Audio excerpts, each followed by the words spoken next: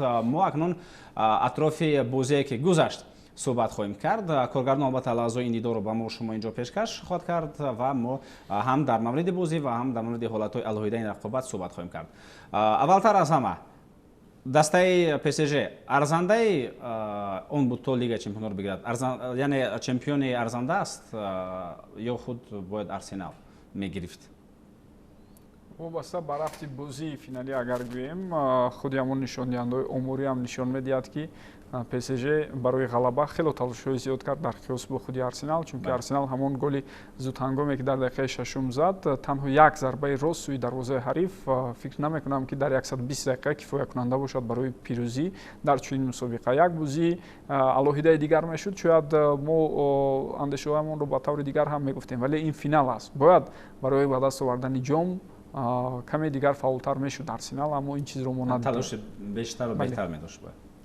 البته ارزنده بود پاریس سن ژرمن، اما آنچه که انتظار بودیم، مثلا یکی از حمله‌های بهترین در تمام اروپا پاریس سن ژرمن به حساب میرفت و دفاعی بهترین باشد به آرسنال متعلق بود، اما دسته شهر لندن همین زور و ظرفیت خود را توانست نشان بدهد، ولی پاریس سن ژرمن اون دسته نبود که 44 گل زده است و میتواند آرسنال رو هم همین گونه با زدن گل اقلا از بازی مغلوب نماید.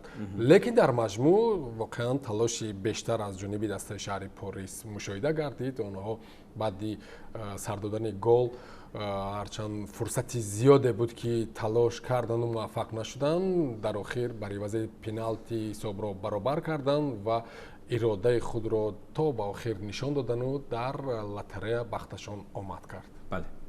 و برای مخلصان بازی زیبا، هرچند که آرسنال مانع شد، مانع آن تیمی که 44 گل زده است و با آنتی فوتبالش نتوانست پیش روی بازی زیبا رو بگیرد. البته بعداً عدالت نکرد و بازی صاحبی بازی فوتبال زیبا توانست که از خود نشان داد و هرچند که طلسم خود را طلسم دوم بودنش را در اپل شکست، ولیکن اینجا باز هم مم ها به فکرم صدا بلند میشد، باز ارسنال دوم میشد. اما بعض صورت البته در زمان موثر کم دستایی هستند که بازی جالب نشان بدهند. ما میتوانیم این دستا رو انگشت شمار گوییم، یعنی خوب PSG است، باواریا است، بارسلونا است از بین دستای توپ و باز چند دسته دیگر میانه‌ای هستند که کوشش میکنند چنین بازی زیبا و کشا نشان داده باشند. قسم بیشتر دستا عین زمان همون شکل بازی که آرسنال انتخاب کرده است از همون کار میکنند، چون که این راه آسان‌تری رسیدن به نتیجه است و فکر دارم البته هر کس حق دارد همون خیلی که تواند بازی کند و اون بازیگرانی که دارد با استفاده مهارت‌های بهتری اونها بازی خود را پیش برد. ببینید، من چون یک طرفدار دسته لیورپول که طرفدار دسته آرسنال در فینال، حالا دیگر چه میخوام بگویم، پاریس سن ژرمن توانست بدون یگان خیلی امکانیت در دو بازی همین قهرمانی سال گذشته انگلیا رو مغلوب بکند و آرسنال میخواست که این چیز تکراری یابد با آنها نیست. اگر همین گونه بازی که مخلصان میخواهند آرسنال نشان میداد بازی کشاده، پس فینالی سالی گذشته با اینتر شاید که تکرار میشد. این رو آیا آنها میخواستند؟ من فکر میکنم که اون کاری که ارتتا کرد، اون حیاتی که در بازی امروزه از سوی او تهیه شده بود، برای ما یک فینالی ایدئالی رو به نمایش گذاشت. بسیاری ها شاید که قناعتمند نبودند، لیک این آرسنال بود که همون بار دیگر تکرار شود ظرفیت اساسی خود را نشان داد. فقط یک چیز برای من قناعتمند نبود که آنها از همون دو سه چند تا بود ضربه های کنجی هیچ استفاده کردن. اون رو ما هر یک تای آن رو مثل پنالتی انتظار بودیم، ولی اگر در همین چیز هم آرسنال موفق میشد، من فکر میکنم که آنها با نیت و مقصد نیکشون میرسیدند. بله، بیاید اکنون به یک لحظه این رقابت متوجه بگردیم، همون لحظه که با گل جنباز کردید. در اونجا توپ به دست تروسار رسید، در حالتی که بعداً البته کای هاورتز رفت، توانست همین گل را به ثمر برساند. دقیقه ششم رقابت بود و هاورتز بازم اون بازیگری شد که در فینال گل زد. او حساب گل‌های خود را در فینال ها با مسی برابر کرد. این زمان هم مسی و هم کای هاورتز در дар финалҳои Лигаи Чемпионҳо 2 голи доранд. Вале ин гол маълум аст ки хеле хуб зада шуд, аммо гап сари ҳамин ҳолате меравад ки ту ба дасти Тросар чӣ гуна расид. Бисёриҳо мегӯянд ки шояд агар ин гол ҳисоб карда намешуд, шояд дуруст мешуд, чунки бояд ба ВАР мутаваҷҷеҳ мегардиданд. Шумо чӣ назар доред дар мавриди ҳамин ҳолате ки бинед ту ба дасти Тросар мерасад ва баъдан аз дасти ӯ рафта ба пеши Хаверц меравад ва Хаверц тубро ба дарвоза ворид мекунад? албатта ҳоло УЕФА мо мебинем ки тавзеҳ хоҳад дод. ин мусобиқа ин созмон ҳамеша бо ҳамин чиёш солҳои охир як аз сӯи мухлисон хуб қабул шудааст ки ҳар як қарори худро шаҳр медиҳад. шояд баъди бозӣ ҳам ин шаҳр дода шуд ки мо мутаваҷҷеҳ нашудем. ба андешаи ман масофа наздик буд вақте ки туп аз сӯи бозингари Арсенал баргардонида шуд. метавонист ки ба ягон қисмати дигари танаи ӯ расад, вале ва даст наздиктар ба бадан буд. дар ҳамин ҳолат яъне ин чизам баҳуд намешавад, даст наздик ба бадан бошад. он чизе ки болотар Меҳроб гуфт, УЕФА ҳатман тавзеҳ медиҳад, аммо на саривақтӣ баъд аз анҷоми ин бозӣ, балки баъд аз чанд рӯз онҳо ҳатман дар ин бора хулосаҳои худро мегӯянд. Медонед, ҳолати аз ҳама ҷолибтарин дар ҳамин вазъият ин аст ки дасте ки ба он туп расид монеи идомаи ҳаракати партофти футболбози ПСЖ мешавад ва ин аксулҳуҷуми Арсеналро ба вуҷуд меорад. Ман фикр мекунам аз ин ҷиҳат каме нофаҳмиҳо вобаста ба ин вазъият пеш омад. Бале, ман дар рафти бозӣ аз яке аз доварони хуб шояд машҳуртарин довари тоҷик аз Гулмурод Садулло пурсон шудам ҳамин ҳолатро чӣ гуна шарҳ медиҳед ва Гулмурод чунон фаҳмондам ки дар ин ҳолат агар худи Тросар тубро гирифта мерафт ва гол мезад, голи ӯ ҳисоб карда намешуд. Ин қоидабаронкунӣ аст. Вале туб ки ба ӯ расида ба ҳамдастааш рафт, инҷо гол дуруст зада шуд. Яъне довар қарори дурустро қабул кард ки голро ҳисоб кард. Вале бале шояд аз рӯи муқарраротое ки қонуни қоидаҳои футболӣ метавон ҳамин ҳолатро чунин тасниф дод ки воқеан ҳам гол дуруст зада шудааст. Аммо дар маҷмӯъ дар футбол чунин голро ҳисоб кардан ин аз рӯи адолат аст. Ту ба даст мерасад, як нафар ба даст мегирад, мепартояд ба самти аз рӯи фаҳмиши гол. аз рӯи фаҳмиши мухлисони оддӣ ки масалан ҳамин туп ба даст расид, фарқ надорад ӯ чӣ ҳолат бошад, бояд ки бозӣ бо даст қабул карда шавад. шояд, лекин боз ҳам футбол фаротар аз як бозии оддӣ аст. онҷо ҷузъиёту онҷо унсурҳои дигар ба инобат гирифта мешавад.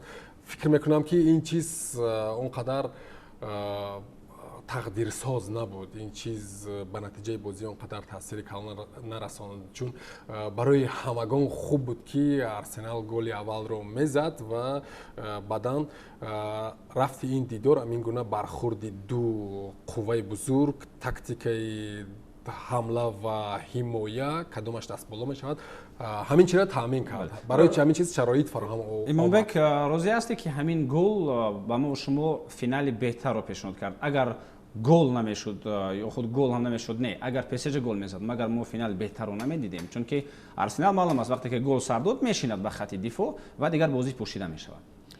аз лиҳози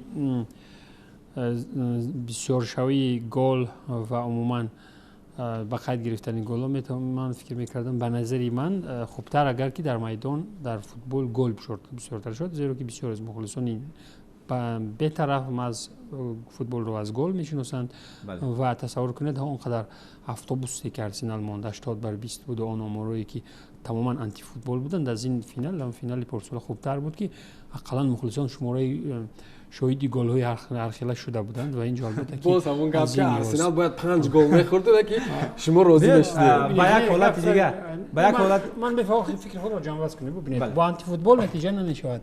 бо футболи кушод шумо розӣ нешавад. Қаҳрамони Англия Юнон чемпиони дар инҷо гап сари мозир дар футбол Англия нест. Криштиану Роналду шикаст. хуб, мехоҳам як ҳолати дигарро шумо баҳо бидиҳед. Як ҳолати дигарро баҳо бидиҳед ва баъдан Имомбек мегузарем ба ин суҳбати шумо. Мушоҳида кунед, Меҳроб он қадар бозии олӣ Меҳроб ҳолати дигар аст. Бинед, ҳолате ки ту ба дасти Букайо Сака расид дар дохили ҷаримагоҳ ва ин бошад аз пеналти Ливерпул ва Тоттенхем аст. Дар ин финал توپ به دست سیسوکو رسید، پنالتی تعیین گردید که اون رو بازیکن لیورپول محمد صلاح با گل انجام داد و با حساب 1-0 لیورپول اون فینال رو گرفت. این حالت توپ به دست ساکا رسید اما اینجا پنالتی نیست. نه مانندی ندارد اینجا. مثلا ببینید که همون حالت در دینامیکای اون بازی چگونه بود، این حالت چگونه بود.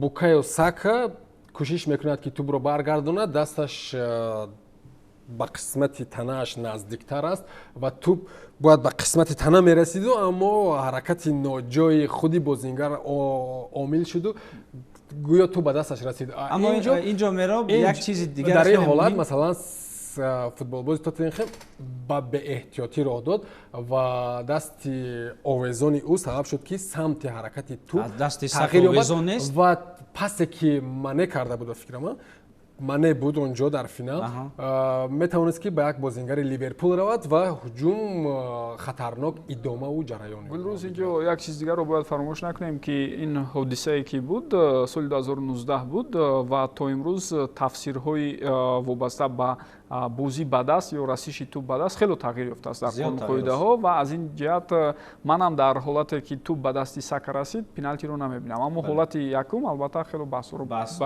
وجود آورد. اونجا هم پنالتی تعیین نمیشد، بهتر بود در بازی لیورپول و تاتنهام. اما چیز دیگه گذشت اکنون لیورپول اکنون قهرمان شد به دور به خاطر نمونه.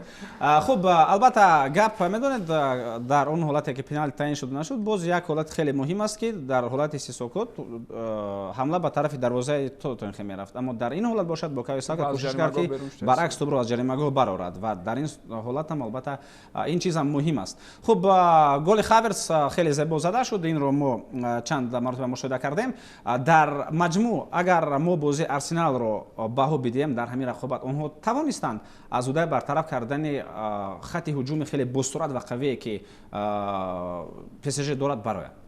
من فکر میکنم 100% توانستن مخصوصا تو دقیقه 60 اگر اهمیت داده باشد نه خویچ کواراtsخелیا نه دزیر دو نه عثمان دمبله گزارش‌هایشون یگان نتیجه نداد. حتی چند بار خودی لوئیس انریکه خویچ رو به نزد خود دعوت کرده از او طلب کرد که جای‌ها رو با دزیر دو عوض کنند. جای عوض کنی اونها هم نتیجه نداد. حتی حالتایی بود که هر دو نفر در یک کنار بودند، یعنی دو حمله‌گر کناری، اما اینها هم نتیجه نداد. ولی بعد از دقیقه 60 الکای ضعف در بازی آرسنال پیدا شد. پیش از پنالتی که کار کرد خویچ یک بار خودی او گذاشت، بعداً از کناری راست گزارش رو ما دیدیم و گزارش سوم باعث به پنالتی شد. یعنی فکر میکنم ارتتا همین وضعیت یکم و دوم رو وقت دید باید زودتر درک میکرد، چون که ما میخواهیم یا نه او با ماسکرا اونقدر باوری زیاد نداشت. این رو ما در مثال بازی اخیر چمپیونات انگلیس هم دیده بودیم. حتی حالت بود که با اونه بلکه با دکلان رایس سپارش داده بود یا با سوبیمندی چند دفعه تکیه کرده بود تا بحث دفاعگر کناری با کناری راست روند و ماسکرا در همون حالت واقعا هم خطا کرد و خطای او ببینید به چی آورد رسونید. تو جای میتونیم بگیم داور در همون جا بازیگران آرسنال رو بخشید وگرنه میتونست کارت دیوی زرد رو هم نشون داد. خب بیاید ما با همون حالت بیایم، یعنی لحظه‌ای که ماسکرا تو رو میخواست از نزد پایهای کواراtsخелیا بگیرد و اون فرصت با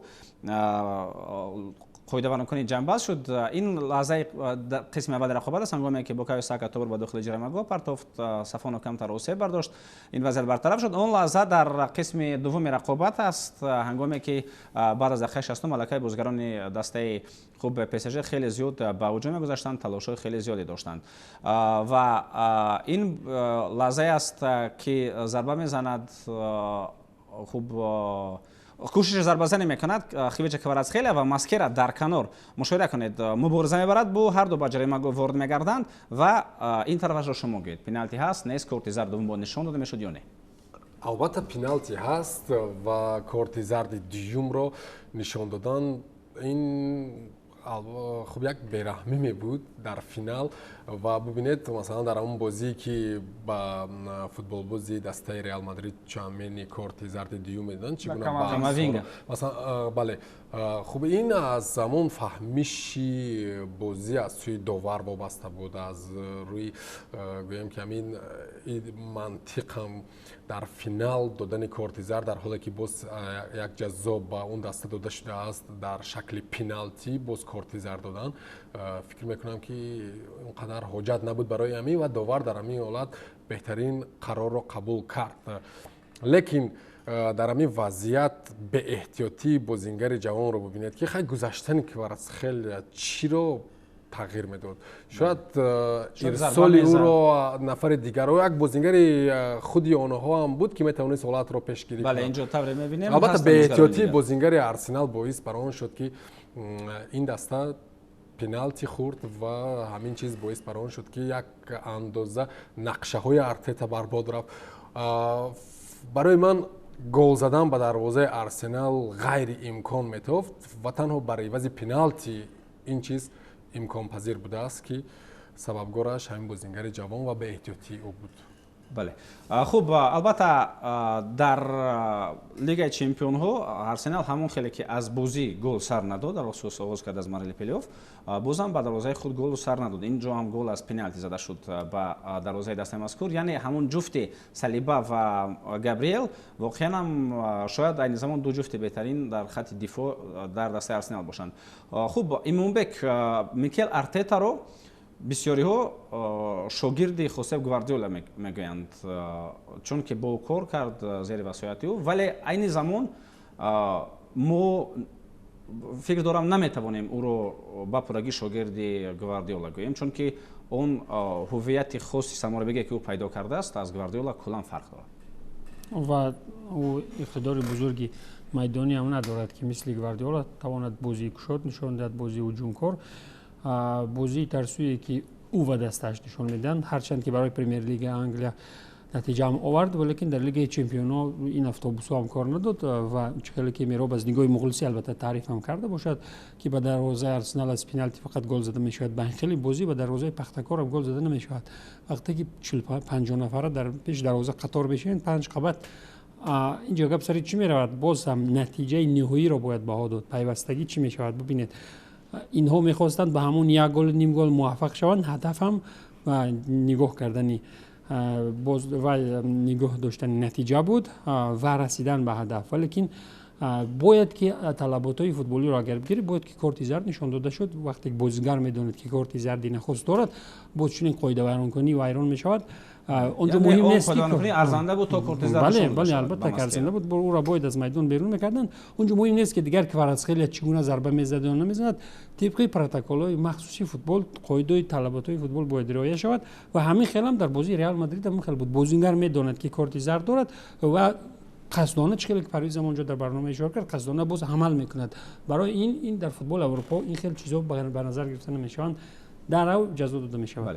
аммо ба ҳар сурат албатта он тавре ки аз ПСЖ бисёриҳо интизор буданд ки Арсеналро метавонад ба истилоҳи торумор кунад, он тавр нашуд ку, яъне Арсенал ба ҳар ҳол аз ӯдаи кори худ то ноза баромадан тавонист ку. гап дар бораи торумор бояд умуман наравад, чун ба дарвозаи Арсенал як гол задан кори ношуданӣ метавонад чӣ хел онҳоро торумор мекарданд. кори шуданӣ аст, албатта футболи дигар масалан мо бартарии комили Пари Сен-Жерменро дар ҳамла надидем. Масалан чӣ хеле ки Парвиз гуфт, тамоми чораҳо ночор монданд. Масалан Дуеву Кварацхелия дар як канор бозӣ кардан, Дембеле ҳамон бозингари нӯҳи қалбакӣ шуда рафтор намуданаш дар дохили ҷаримагоҳу хатти ҳимояро як андоза аз мувозинат берун кардан, ҳеҷ ин чорагар нашуд ва ин аз чӣ далолат медиҳад? Аз он ки Пари Сен-Жермен ҳам он қадар бадҳайбат, он қадар бо ҳашамат, он қадар дар хатти ҳамла як теғи бурон нест ки мо мепиндорем. Албатта агар як дастаи бо назму низоми комил дар рӯбарояшон қарор бигирад,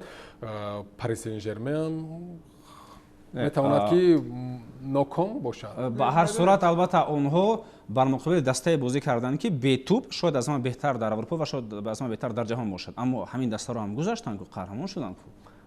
аслан Пари Сен-Жермен, мазарат мехоҳам, Парвиз мероб мегӯяд ки تیغ برو البته پاریس سن ژرمن است. ببینید باواریا قدرتمندترین دسته بود که هم از لحاظ هجوم از لحاظ دفاع چگونه بازی کرد، بازی کوشید جسورانه و به هدفمندانه به اون رسید.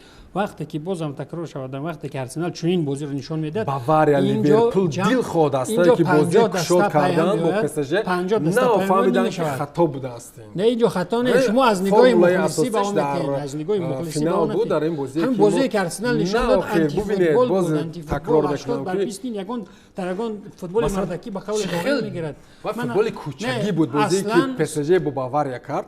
یگان خیلی عنصرهای بازی همه عنصرهای بازی رو داشت، همه عنصرهای بازی کوشش جسورانه علمی عین حال نرو عین حال سخنی پرویز است باید برای سخن داده شد. فوتبال کوچکی بود برای من بازی باواریا و برای چی باید ما مهارت‌های بلندترین انفرادی که هر یک بازیگر در پس ژ و باواریا دارد اون رو باید کوچکی گوییم؟ مگر این سطح بلند فوتبال هجومی من درباره دفاع فکر نکرده بازی کردم. نه بازی یکم همین گونه بود، اما بازی دوم خیلی فرق کرد. خوب به هر حال بازی یکم نتیجه رو تامین کرد. بازی یکم نتیجه رو تامین کرد، لیکن میتوانست اونجا همون هر دو پنالتی که تعیین شد اونجا هم خیلی بحث رو برآورده بود، ولی بازی یکم نتیجه رو تامین کرد. فرقت یک گل برای باواریا هیچ است. همون رو از بین برده نشد در بازی جوابی که یک بر یک جمع دو کردن و بعدم خوب ببینید ولی در اخیر تنها در دقیقه ایلوگی 94 بود که این حساب رو یک بر یک کرد. خوب میخواستم درباره پس ژ ما گفته گذاریم. به اندیشه من خوب اسلوب بازی که آرسنال برای فینال انتخاب کرد وابسته به شرایط و امکاناتی که آنها داشتن شاید درست بود، اما بیا تحلیل کنیم و برگردیم به صحیفه تاریخ لیگ چمپیون ها. حتی اتلتیکو قدرتمند در زمانش دو دفعه با همین اسلوب چمپیون شده نتوانست، یوونتوس هم نتوانست. خوب شاید چلسی قسما گفته شود، اما در همون فینال سال 2021 وقتی من به خاطر میبرم نسبت خود منچستر سیتی بازی بد نشون نداده بود چلسی، یا که اینتر که ما همین گونه میشناسیم در سال 2023 از منچستر سیتی دیگه کوشش کرده بود، گرچه اینتر هم چون در دفاع کار ما میدونیم بازی بهتر نشون داد. یعنی کم حالت‌های میشود که واقعا هم با دفاع خود تکیه کرده یک دسته در لیگ چمپیون ها کامیاب شود. من رشد آرسنال رو دیده ایستادم در سالهای اخیر، سال به سال در لیگ چمپیون ها نتیجه بهتر می شود. آنها در خاطرتان باشد قبلا حتی به لیگ چمپیون ها رخصت گرفتن نمیتوانستند. خب به نیم نهایی رسیدن سال گذشته، امسال به فینال رسیدن و شاید همین گونه راه ارتتا ادامه می‌یابد و با کمی قوی‌تر کردن هیئت، مخصوصا کناری که تروسارد و مارتینلی است، یک فوتبالبازی که از هر دوی آنها در درجه بلندتر باشد برای آرسنال لازم است و بعداً یک دفاعگر دیگری اونیورسالی که در هر دو کنار در چنین موردها به آرسنال کمک کند لازم است. این حمله‌گری مرکزی هم البته ضرورت دارد. خوب ما می‌خواهیم یا نه قسماً شاید با یوکرش با خوب خاورتز کامیاب شدن ممکن، اما جایزه های مهمی بزرگ رو با آنها به دست آوردن فکر میکنم به نهایت دشوار میشه. اما میدونید اینجا یک گپ دیگر هست که چون می‌نمود که برای آرسنال حمله‌گری لازم نیست که مثال به مثل هالند باشد گل خیلی زودی بزند. یعنی در دسته آرسنال حمله‌گران اون فунکسیا و رسالت اساسی که حمله‌گر دارد گل زدن اون رو اجرا نمی‌کنند. برای مثال با ساکا وظیفه گذاشته می شود که ضربه کنجی کار کند، در کنار دیگر وظیفه گذاشته می شود که با کنتر حمله گذارد و یک وضعیت استانداردی دیگر کار کند. یعنی چون این وظیفه گذاشته می شود در بازی با اتلتیکو برای مثال با گیوکرش وظیفه داده می شود که در همه سطح خط هجوم در همه سمت‌ها مبارزه برد با دفاعگران، یعنی چون این وظیفه به آنها داده می شود و از روی این وظیفه آنها از عهده کار خود برآمده ایستادند. اون فوتبالبازانی که نظام آرسنال دارد ماز مهارت انفرادی اونها رو به نظر گرفته ارتتا بازی خود رو مونده است که این بازی دفاعگرانه است و با این او هم غالب پرمیر لیگ انگلیس شد و هم در لیگ چمپیون‌ها به فینال برآمد. اکنون یک سال دیگر که بعد از اینکه آرسنال در لیگ چمپیون‌ها در فینال مغلوب شد، اما موسم را برای آنها ناکام به هیچ وجه گفته نمی‌شود، چون که آنها جایزه اساسی که برای خود دارند یعنی پرمیر لیگ انگلیس اون رو گرفتند. در موسم نوبتی بازم ما آرسنال دفاعگرانه رو می‌بینیم یا حداقل یک چیزی که در دسته آرسنال خواهد بود که به مثل گویم як футболбози мисли Ибрич Эзе, яъне ҳаминро дар назар дорам, як нафаре ки қолабҳоро бишканад, кам риск мекунад афтита ё ҳатман навгунӣ мешавад ва медонед ман фикр мекунам Арсенал ҳатто метавонад назар ба мавсимҳои гузашта боз ҳам қавитар шавад, чунки агар мо таҳлил карда бароем ҳоло ҳаст иқтидори дохилии худи Арсенал бештаре аз ҳамин бозигарони феълӣ 25-26 сола ҳастанд, яъне ҳаст ҳоло бале имкониятҳои рушди онҳо ҳаст, хуб дар оянда натиҷаҳои беҳтар ба даст оварданашон мумкин. Танҳо як чизро мехостам гуфта гузарам ки барои Арсенал аз ҳисоби осебҳои фақат ҳамин ҳолатро мехоҳам гӯям ки фикр дорам инҷо пеналти набудааст, 100% довар қарори дуруст баровард, чун ҳар ду бозигар китф ба китф. Хуб умуман агар бигирем Арсенал дар ҳамин бозӣ яке аз шояд ҷиҳатҳои дигари заифаш ин буд ки барои мисол худи Букайо Сака ки аз лидерони асосии даста аст, бубинед аз ҳисоби баҳо додан ба коре ки ӯ кард, ба бозие ки ӯ нишон дод, аз ҳама бали пастарин гирифт. Яке аз онҳое ки аз ҳама бали пастарин гирифт Букайо Сака буд. Ӯ албатта ба қафо баргашта кӯмак кард, аммо кори асосию, рисолати асосию дар пеш асосан мо надидем ин чизро. аз ҳама баҳои паст гирифт.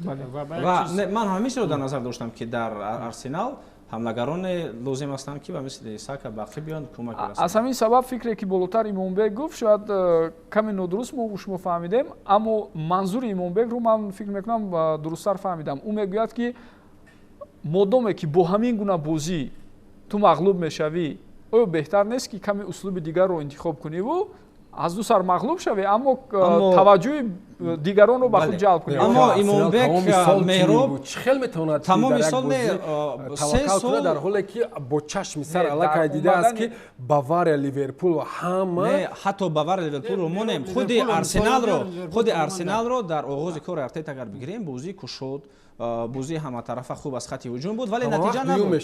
Ҳама вақт дуюм мешуд, натиҷа набуд. Барои ҳамин масалан ӯ иваз кард хати парвозро ва натиҷа овард. Ин дуруст аст. Ин дуруст аст.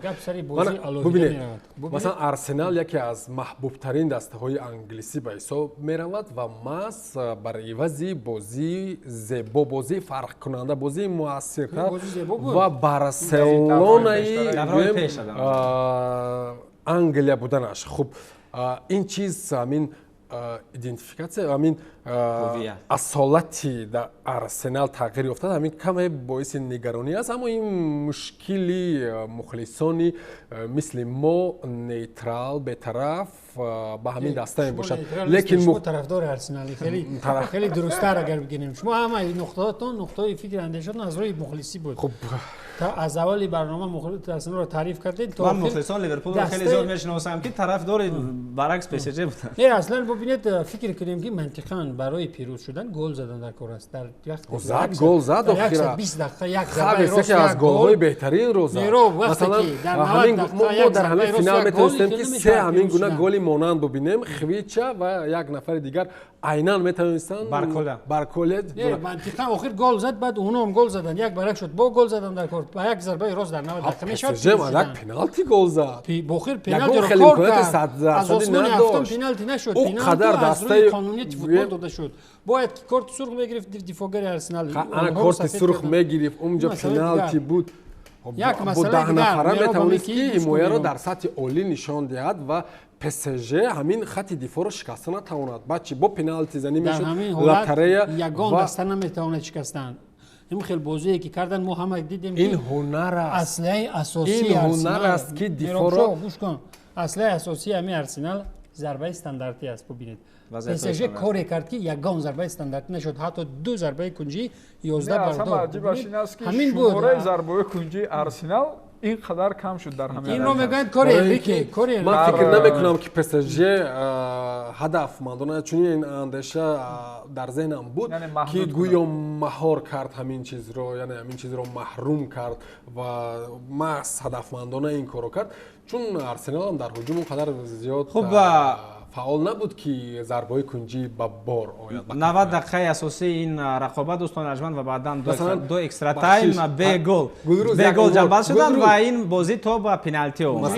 Масалан Сафонов аввалин бор тӯпро медонед кай гирифта буд ёки ламс кард, вақте ки ҳамон як ирсолро пешгирӣ намуду баъдан чӣ қадар ба ӯ кӯмак расонда ва ин дақиқаи 15 буд ва баъди ин дар дақиқаи 74 ба тӯб расида будааст. вақте ки дарвозабон як даста баъди як соат ба тӯб мерасад. Не, Арсенал таърифаш дар бозӣ бо назму низомаш дар хатти дифоъ. Не, ба ҳар ҳол бояд гӯем ки Арсенал 60 дақиқа воқеан ҳам тавонист маҳкам кунад, нигоҳ дорад. Вале баъд аз он шурӯъ шуд. Бале, анамон шурӯъ шуд. Дар ҳамон ҷо агар реаксияи саривақтӣ, вокуниши саривақтӣ мешуд аз сӯи Артета, шояд тағйирот пештар аз ин сурат мегирифт, чунки Маскера аллакай корти зард дошт то ҳамон лаҳза. Мумкин мо ҳамин гуна пеналтиро ҳам шояд намедидем. бале. Хуб, дӯстон арҷманд, ин бозӣ то ба силсила зарбаҳои пеналти омад ки аз ПСЖ Гонсало Рамос рафт барои задани пеналти. Умуман ҳамаи бозигарон пеналтиҳои худро хеле хуб иҷро карда буданд. Аз Арсенал Ибричи Эзе хато кард дар задани пеналти ва онҷо ман пеш аз ба барнома омадан ҳатто расонаҳои кишвари Русияро мутолиа кардам ки онҷо бозам мегӯянд Сафонов, ин хизмати Сафонов аст ки Эзе хато кард, чунки Сафонов дар ҷой истод, на ба ин тараф на ба он тараф ҳаракат накард ва ин Ибричи Эзеро водор кард ки ӯ хато кунад. Яъне ӯ то охир намедонист ки ба кадом кун зарба занад, чунки Сафонов дар ҷои худ истода буд, ба ин тараф ба он тараф ҳаракат накард ва Эзе иштибоҳ кард. Як беҳунари ҳамин Эзе буд рости гап. Масалан бубинеда пеналтизанӣ пешакӣ тарҳрезӣ мешавад. Масалан кадом бозингар ба кадом канор, масалан ПСЖ-ро бубинеда аксарияти зарбаҳош ба канори чапи дарвозабон буд. Ва яке аз ҳамон зарбаҳоро дарвозабон эҳсос кард ки зарбаи Нуно Мендешро ҳамин гуна самти ҳаракати зарбаҳояшро пешакӣ муайян кардааст ва таваккал ҳамун сӯ ҷаҳиду тӯбро баргардон. Ун Сафонов таърифи ҳатто ҳамин гуна баргардондани зарбае надошт. ҳар ду зарбаи хатои дастаи Арсенал мо дидем ки ба канор ба боло ҳамин гуна буд. таъсири психологӣ расондааст ба қавли расонаи. Медонед як чиз дигар аст. Одатан баъзе вақт мушоҳидаҳои ман чунин аст ки дифоъгарон агар пеналти зананд, онҳо аввалин шуда зарбаҳоро иҷро мекунанд. Махсусан дифоъгарони марказ, аммо мо дар охир мебинем, яъне нафари панҷум интихоб мешавад Габриэл Магалянс. бале.